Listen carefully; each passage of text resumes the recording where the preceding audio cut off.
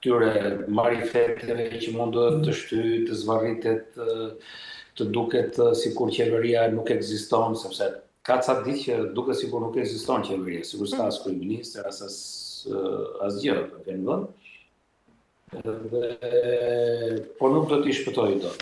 Kjo tregon krizën e thellë që ka kapur majorancën, që ka kapur qeverisin e zotit Rama, që ka kapur të themi këtu me fjalë edhe segmentet të krimit në favore që kanë bashkëpunuar për afera të ndryshme me segmentet e qeverisë, me qeverinë direkt, siç kundër kemi të drejtë të harmonsojmë, mbi gjithë ato lloj aferash kaq të mëdha të mëshme korruptive.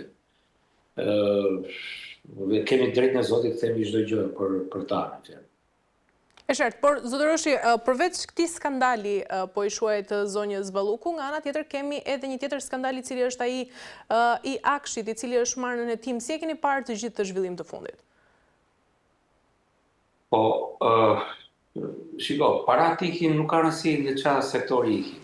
Parat janë të shqiptarë, janë të buxhetit të shtetit, ikin sektorin e Ballukut, apo ikin ke Akshi, kjo s'ka as rëndësi për shqiptarët. Thjesht na kanë ikur parat, edhe kjo qeveri nuk meriton më të qeverisi duke abuzuar.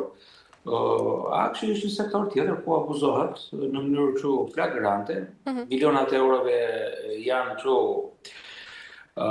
asgjë e pemësh me që jemi në stilin e dimrit, por janë vetëm zero aty që shtohen, ju keni dëgjuar. Gazetarët janë shumë i vëmendshëm, keni dëgjuar që nga 2 milion i shkruan në SMS që bëje 4 milion euro, shtot 20 milion këtu, shtot 50 aty, që kanë dalë nga përgjime, siç kemi dëgjuar gjithë.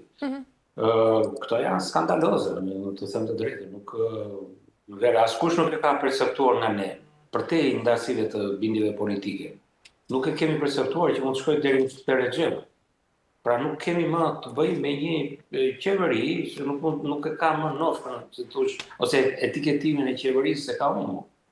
Kështu që unë them që nuk ka shpresë për qeverinë, nëse shqiptarët do të jenë të bindur në familjen, ndjekin e rrugës protestat nuk janë thjesht të disa njerëzve që mendojnë ndryshe nga qeveria. Jo, protestat sipas mendimit tim janë që për të treguar një lloj kundërshtie për gjithë shqiptarët, edhe për ata që janë në kampi socialiste, por ata janë të gjithëve, nuk janë vetëm të njerëz palë dhe njëra palë vetëm humbet, humbasin të gjithë aty.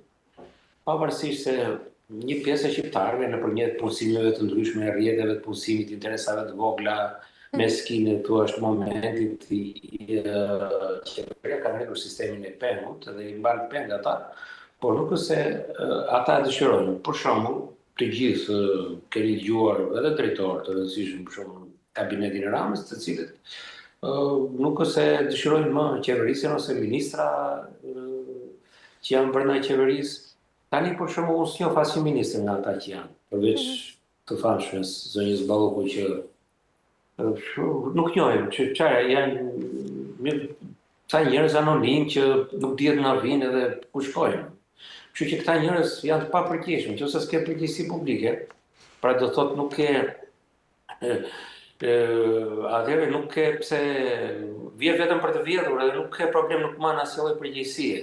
Po nuk duhet vinë njerëzit e politikës, nuk duhet vinë merr nga rruga, merr nga kudo të jetë edhe futen në politikë. Jo, do t'japi, dhe kështu është perëndimi. Do t'japi, politika duhet të ketë standardet e veta dhe çdo kush duhet t'japi prova që i qëndron marrëveshjes me publikun.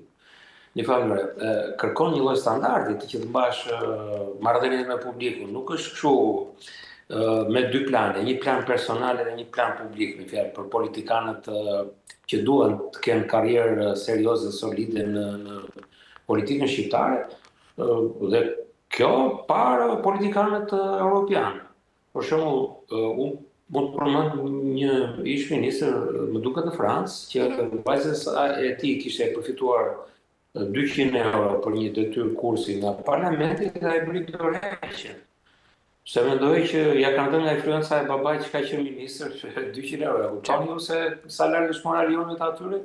E qartë. Kështu që po këtu mediat, për hir të së vërtetës, janë të gjitha të kapur, janë pengi këtyre i qeverisë, i parave, i keni dëgjuar besoj edhe komunikimet e zonjës Ballukut, kur i thoshte drejtorit të rrugëve që ty vetëm një media Karlon të kanë lënë dhe duhet ta mbash, sepse çunat e tjerë ose shfaqjet e tjera del si gangstere kjo Spiro Pali në kohën e zgjedhjeve me sa çuna nga mbrapa kur ti je kryetari i parlamentit, ke policinë, ke njerëz me uniformë. S'ka del si gangster me ca horra shumë nga mbrapa në përqendra votimi. Kjo më ka mbetur nga shije e zgjedhjeve. Kështu që them që këta nuk janë më në qeveri, janë thjesht një grup njerëzish që kanë interesa të caktuara dhe nuk e di tash si.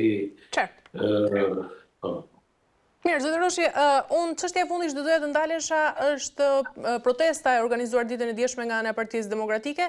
Do doja të ndiqnim se çfarë ka ndodhur dhe më pas rikthehemi për diskutuar. Besim se siç e shpëtuam opozitën kur dolin ta zhduknin, do shpëtojmë Shqipërinë, do shpëtojmë shqiptarët, do japim vendin që meritojnë.